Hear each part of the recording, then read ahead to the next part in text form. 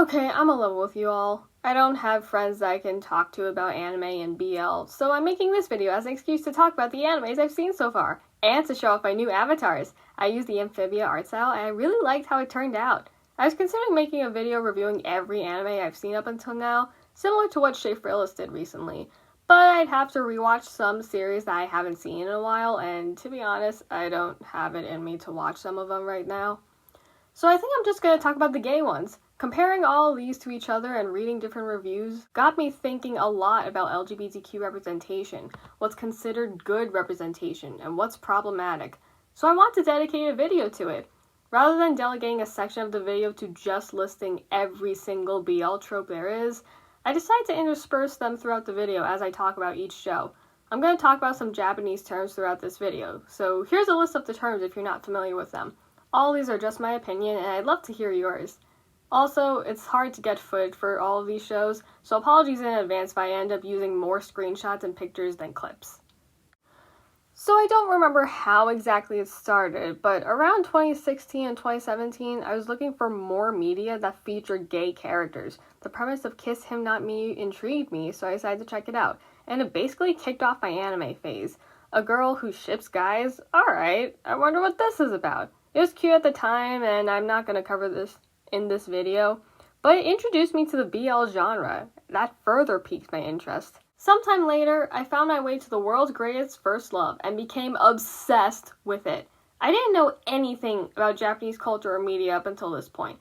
I was just under the impression that Japanese society was homophobic, so I was really surprised to come across an anime that featured 3 gay couples front and center who all feel like real people, go through relatable struggles about work and relationships, and have uncensored kiss scenes, so you know without a shadow of the doubt that they're gay? Where has this been all my life? I was obsessed with this anime back in the day, and after revisiting it earlier this year, I've fallen in love with it all over again. I love it so much that I read ahead in the manga, and I'm eagerly awaiting the day we get season 3. It has quickly become one of my all-time favorite animes. Which is why it pains me that I can't openly recommend this to every single person on the planet. It has issues, and all of it ties back to the fact that this is a BL manga with common BL tropes. If you don't know, for some godforsaken reason, a common trope in BL manga and anime is to have love interests rape or assault each other. It's often portrayed as romantic, just another cute moment to progress the relationship. This isn't unique to BL manga. I'm almost certain it used to be a thing in old American movies, but I hate that it's still around. We see this play out mostly with Hatori and Takano. Hatori kisses Yoshino while he's sleeping and often forces himself onto Yoshino. If you think it's bad in the show, do not read the novels that their story is adapted from. It's even worse. And Takano often kisses Onodera at work, even though he's clearly not comfortable with it, and does not want to be outed to their co-workers. Takano also forces himself onto Onodera at times, though this does ease up a bit as the story goes on. I love this series to pieces, but I don't condone these scenes. I was uncomfortable with them back in the day, and I'm just as uncomfortable with them now, and I completely understand if their presence turns people off from the series altogether. So why do I love this series so much? Literally everything else is amazing! Sexual assault aside, the characters just feel like real people, and I love their stories. The relationships are unique and distinct, so it doesn't feel so formulaic or repetitive.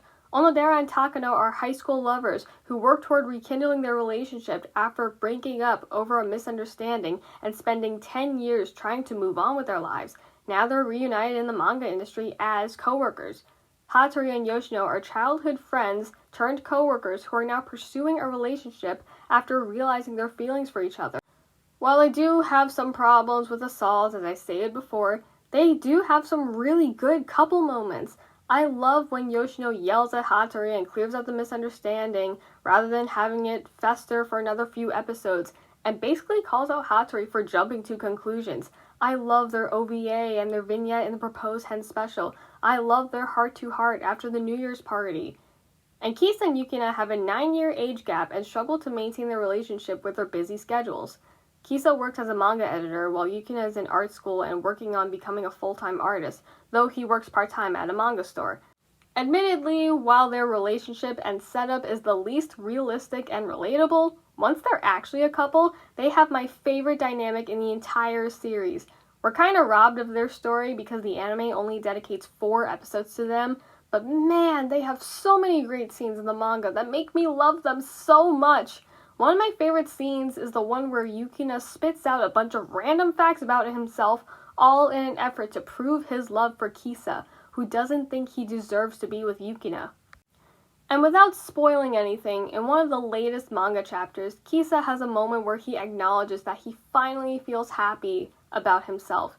He's one of the few characters in the show that refers to himself as a gay man, and he finally feels like it's okay to be himself, and that it's okay for him and Yukina to be together. It made me so emotional, and I teared up because I love them so much, and I'm so happy for them.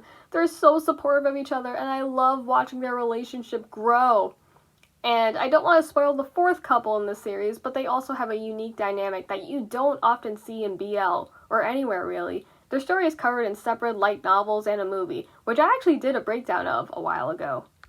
Those are their stories, but individually, the characters are enjoyable too. I relate heavily to Onodera and Kisa, even more so as an adult.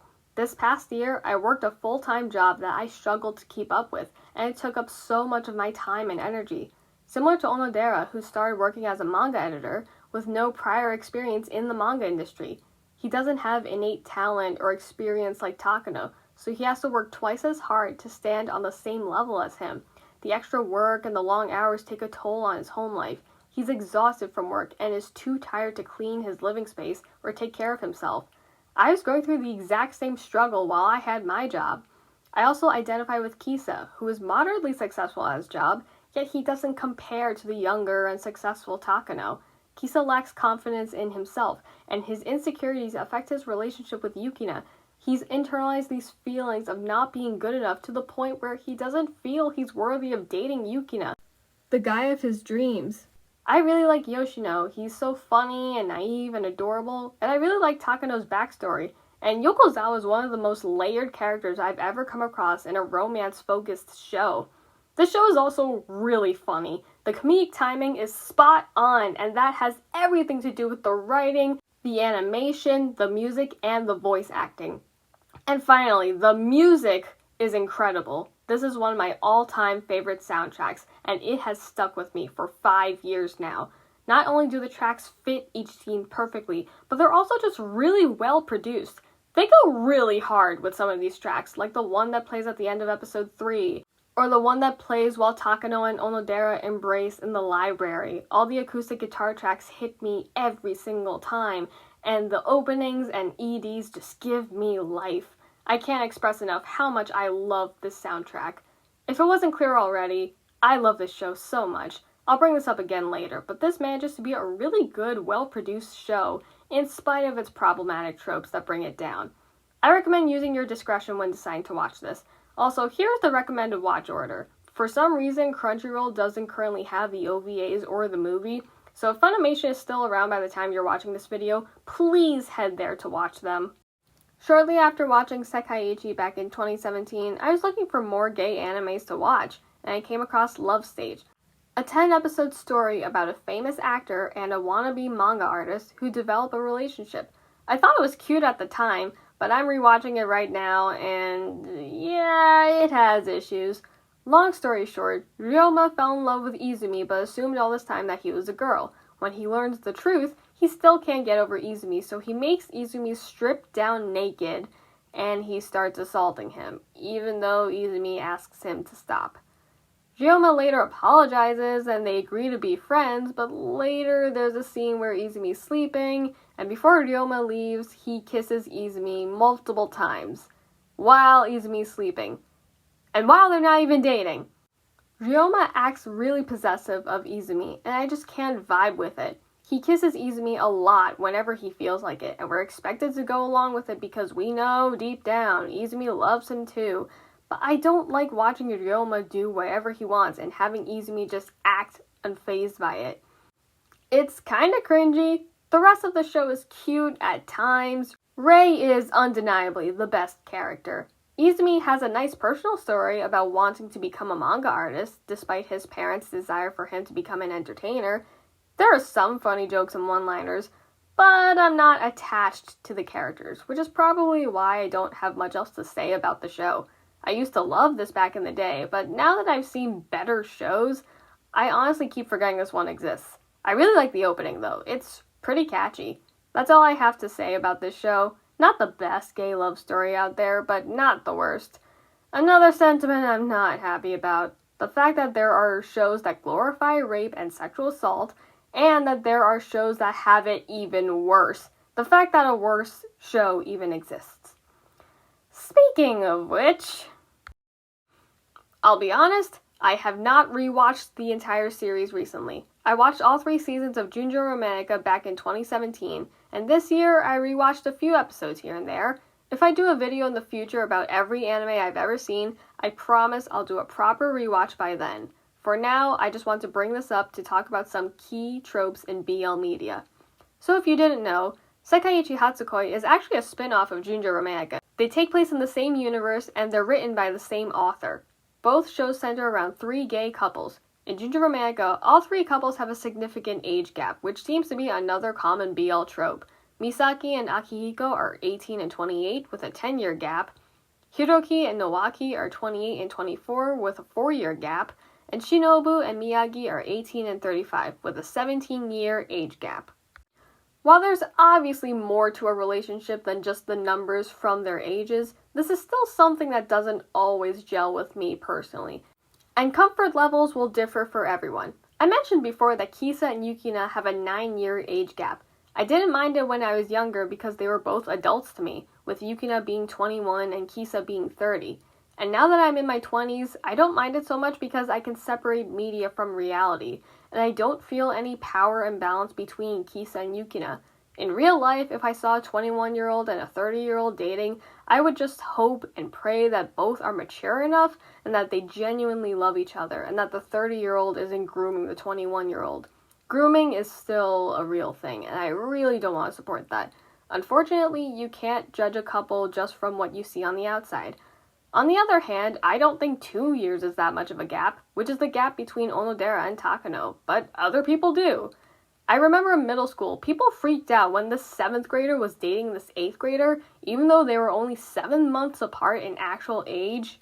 So that didn't make sense to me at all. Like I said, everyone has different preferences and levels of comfort. For TV shows, we have the advantage of actually seeing their dynamic and chemistry, and we can pick up on any signs of grooming or power dynamics. So the moral of this video is to pick your poison. Decide for yourself what tropes and portrayals you're most comfortable with, and proceed accordingly.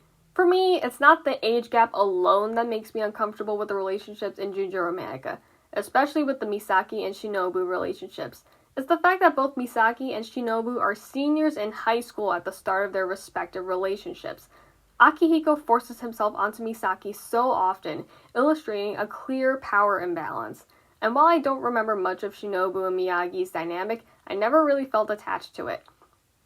Both back then and now, I just don't have any attachment to the characters in Junjo Romantica. I don't really feel the chemistry with any of the couples, and there are many scenes where the seme, I don't know how to pronounce it, but where the seme forces themselves onto the uke. The main pairing story literally starts off with Akihiko, who's in love with Misaki's older brother, canonically molesting Misaki because he's cranky from waking up. Yeah, this couple just doesn't do it for me. I want to like Akihiko as much as everyone else, but I can't. The other couples are alright. Hiroki and Nowaki have some really good moments. I especially like the episode where Nowaki tries to call Hiroki by his first name. I also don't find the show that funny. The comedic timing isn't always right. It's not as sharp as Sekai-Ichi's comedy. And even the soundtrack is noticeably lackluster. I also can't believe these are written by the same author. Also, I feel like Shinobu is just a rough draft version of Onodera due to their similar backstories. But speaking of which, does anyone else feel like their backstories are inspired by Whisper of the Heart? Anyone? Is it just me? This show felt so long for me, but I know it's really popular. It's on every list of gay anime recommendations. I personally prefer Sekai-Ichi Hatsukoi, but I'll probably give it a dedicated rewatch sometime in the future to form a proper opinion. So do with that what you will. Yuri on Ice exploded in popularity when it came out. I've seen it twice now, and I understand why. On its own, it's a really good anime. The characters are lovable and funny. I related so much to Yuri's struggle with anxiety and confidence, and the animation during the skating sequences is just beautiful. I do like Yuri and Victor's relationship, though I can understand why some people are upset with it and claiming it's not explicit enough. I can't speak for viewers in Japan or anywhere in the East, but I have a theory relating to the Western mindset. Put simply, in American media, LGBTQ characters and relationships have been censored for decades. On-screen kisses could get your show canned, and the actors could face backlash and even be fired for being queer. If characters were portrayed as queer, they could also be censored in other countries. This is why it's such a big deal to see queer couples front and center with no confusion or ambiguity and not left up to interpretation. These characters are queer, and that's non-negotiable. Take Steven Universe.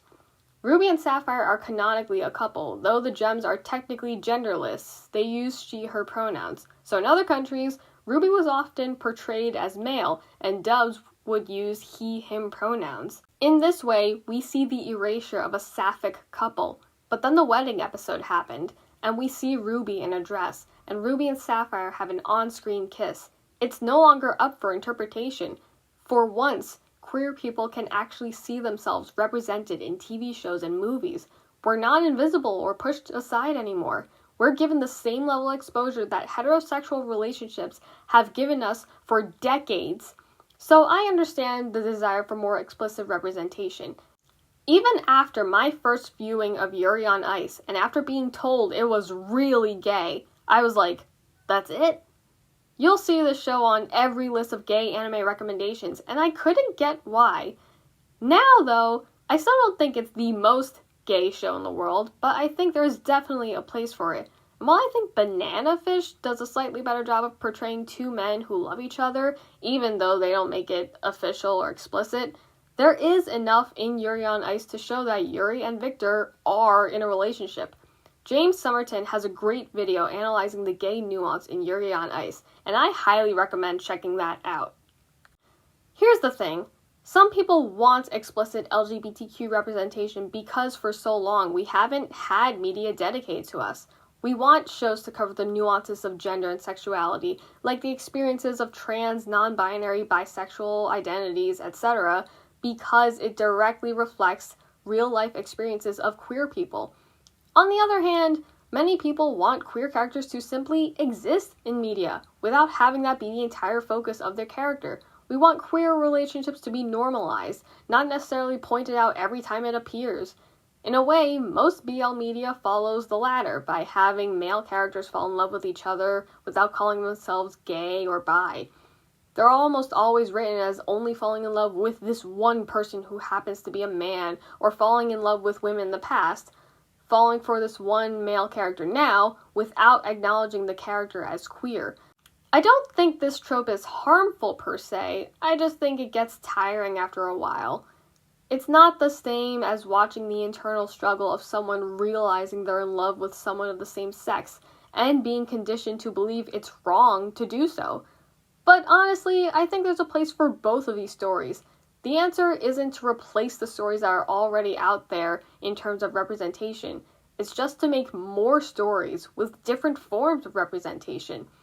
Yuri on Ice doesn't really detail the struggles of being gay. Some people criticize the show for not showing the aftermath of their public kiss or their rings.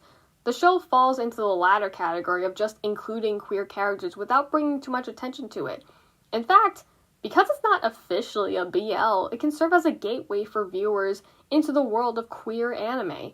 It doesn't have any of the harmful tropes that perpetuate rape and assault, and it introduces queer characters in sports anime, paving the way for other anime to just have queer characters, rather than relegating representation solely to the BL space. Some people credit Yuri on Ice for allowing more recent BL stories to be told, without the problematic tropes, and I can get along with that. If Yuri on Ice really is responsible for that, then I'm thankful for its existence.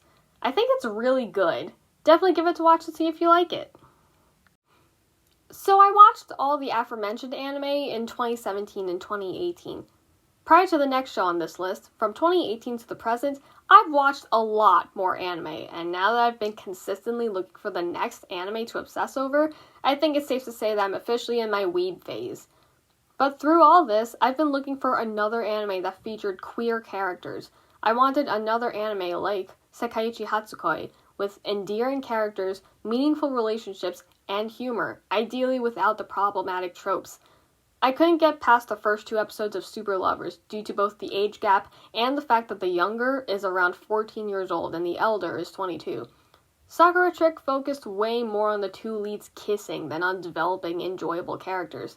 It felt like it was made more for people who fetishize BL characters than for anything else.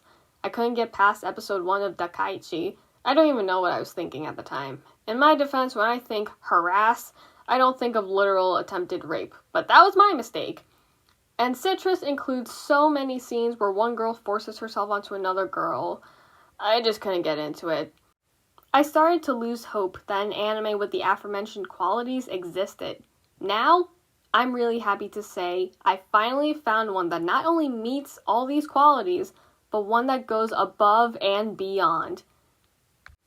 Here I present Given, a truly perfect anime. It centers around Mafuyu and Ritsuka, schoolmates who form a band and write songs together. Their story is told over 11 episodes, a short movie, and an OVA. Writers, take notes. This is how you do a slow burn love story. The show takes its time developing the characters, while also pushing their relationship forward at a realistic pace so everything unfolds at the right time. Ritsuka needs time to accept his first crush on another man, and Mafuyu has to take time to reconcile with his past in order to move forward, so when they do get together, they're ready to love one another. And it's not like you have to wait until X episode for the story to get good. Far from it. Every episode pushes the overall narrative forward in some way, whether it be giving us hints as to Mafuyu's background, or showcasing the band's journey and progress, or just showing us slice-of-life moments between the bandmates and Ritsuka's classmates. The characters are so entertaining and well-rounded. Ritsuka loves napping and regains his passion for playing guitar. Mafuyu is adorably naive, which makes his more sarcastic moments even funnier. Haruki is one of the sweetest people on the planet, while also being reliable and also the prettiest thing alive. And Akihiko provides great comic relief while also having a complex, interesting background. This is one of the few shows that acknowledges homosexuality. Ritsuka goes through a realistic struggle with himself and seeks guidance and acceptance from Akihiko. It's really refreshing to see. This is such a beautiful story about grief and relationships. I honestly can't think of a single thing wrong with it. I guess I could call out the iffy CG animation during the performances and the hilariously bad explosion effect that sometimes goes off at random times, but honestly, who cares? It's laughably bad. It's not like it ruins the story. This isn't some action-packed anime like Attack on Titan or Haikyuu. I don't need stellar, smooth animation. It's a slice-of-life romance story, and the story and characters more than make up for it. I guess my one real complaint is that I want to see more of these characters, but we might get a season 2 announcement next year. If we don't, I'll just read ahead in the manga. It's only 7 volumes right now. I think it's manageable. While I can't think of anything wrong with Given, I would like to go over some potential trigger warnings. This show does touch upon grief, suicide, and toxic relationships. There is also a sexual assault scene in the movie. It's not romanticized or glorified in any way like in other BL stories. It's uncomfortable, and the characters do take time to deal with the aftermath. It's awkward, messy, and painfully realistic, and specifically happens when a character hits their lowest point. That said, we do unfortunately see it play out. It's kind of graphic, and can understandably turn people off from the show or the characters. However you feel about the scene is valid. I just wanted to let you know beforehand. If you're watching this on Crunchyroll, you can use these timestamps to skip over the scene while still getting the full context of what happened. With all that, Given is practically perfect, and I can't recommend it enough. If you take anything away from this video, it's to watch Given if you can handle the trigger warnings. If you want to see realistic, heartwarming gay relationships, definitely give Given a watch. Banana Fish is an interesting show to talk about. At some point I heard that Banana Fish basically inspired the entire BL genre, so I was dying to give this a watch. I finally got Amazon Prime just so I could watch this, and I have some thoughts. First and foremost, this is a 10 out of 10. The 2018 anime adaptation takes place in the 2010s and includes smartphones and iPads, but the manga was actually written in the 80s, specifically during the AIDS pandemic. Besides that, the stories are mostly the same. We follow Ash Lynx, a young gang leader in New York City who tries to uncover the truth about Banana Fish, the last words uttered by his brother before he became paralyzed. Ash meets Eiji, a photographer's assistant from Japan who's doing research about American gangs, and they form a close bond. Without giving too much away, if you take Spike Spiegel's backstory from Cowboy Bebop and made that into its own story, you get Banana Fish. I'm honestly surprised that this manga inspired the BL genre because, I'm gonna be honest, there aren't that many BL tropes in here that screams, "This is a BL!" Ash and Eiji don't officially become a couple. There's still debate online over whether they're in love or not. They never have sex, but the way they're written leans heavily towards a lover's soulmates dynamic. They literally live together for some time and interact in ways that lovers would, comforting each other and confiding in each other. Ash and Shorter are best friends, and they don't have the same kind of relationship that Ash and Eiji do. I think the author themselves said that they don't have a romantic relationship, and that they're meant to be platonic soulmates. Banana Fish is also heavily inspired by the film The Midnight Cowboy, that also revolves around the deep friendship between two men. You can either see this as a buddy film, or you could see this as a queer film. I think people today would look back on this and see it as a queer film. Honestly, you can decide for yourself whether they're in love or not. For me personally, though I think calling Banana Fish a BL is misleading, I ship Ash and Eiji so much. Banana Fish is a prime example of how to write a love story without having the characters officially get together. I know there are examples of this with heterosexual couples, but I can't think of any at the moment.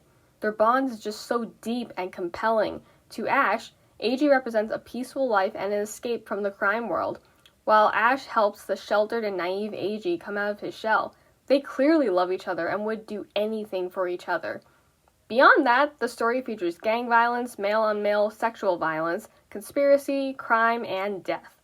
We don't see sexual assault scenes play out, but certain characters are said to have experienced them, and we'll sometimes see the before and after shots. But if you think the themes of sexual violence will trigger you, then you might not want to watch this. This anime has such a rich, layered story with endearing characters that will make you laugh and cry. Some beloved characters die, but it's not like Attack on Titan where death is rampant throughout the series. You'll feel nearly every emotion you can think of, and the ending might make you cry. Ash Lynx's story has stuck with me the most after the ending. If you're prepared to feel a wide range of emotions, definitely give Banana Fish a watch. So after all that, is there an anime out there about an explicitly gay love story with no ambiguity, no problematic BL tropes, and no scenes that will rip your heart out? Something with good humor and likable characters like The World's Greatest First Love, without the sexual assault scenes? What about something like Given, but without the themes of death and trauma? Well, I'm happy to report that in 2022, we finally have an anime that meets these qualities. It's called Sasaki and Miyano, and it is so sweet and wholesome. It follows a first-year student, Miyano, and his senpai, Sasaki. They meet and bond over BL manga. Miyano is a fudanshi who sees real life imitating BL storylines, like being set in an all-boys school or having a cross-dressing competition, and he recommends different BL manga for Sasaki to read. Sasaki has a genuine interest in BL stories and doesn't feel weirded out by them. They have such a sweet chemistry, it's truly heartwarming. This is another slow burn, maybe a little too slow. The show's more on the slice of life side, but to me, it doesn't feel like much is happening. It's not exactly episodic. I could not tell you what each individual episode's plot is. Each episode, you're just waiting for Sasaki and Miyano to realize their feelings for each other and act on them. I think Given handles the slow burn a little better by using the time to flesh out individual characters and develop their rock band. There's usually something happening in each scene. In Sasaki and Miyano, there isn't much else going on.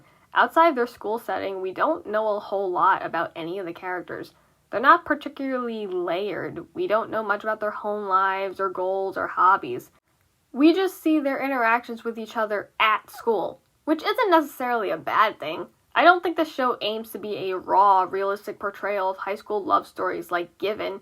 It's a sweet, cute high school romance with fluff and humor. Not all that different from what I imagine shoujo romances to be like, and that's totally welcome here. I just wish there was a little more going on. We get hints that Hirano has a thing going on with his roommate, but we don't get to know them or their chemistry. They actually have their own manga series that tells their story. We might get season 2, so maybe their story will be told there. I'd love to meet Kurosawa's girlfriend, whom he keeps bragging about, and I'd love to hear more about the chairman and his family. The whole time I was watching this show, I was just waiting for Miyano to realize his feelings, and I didn't really care about anything else. And like I said, there isn't much else going on in this show. But by the end of it, I felt satisfied. I felt really content.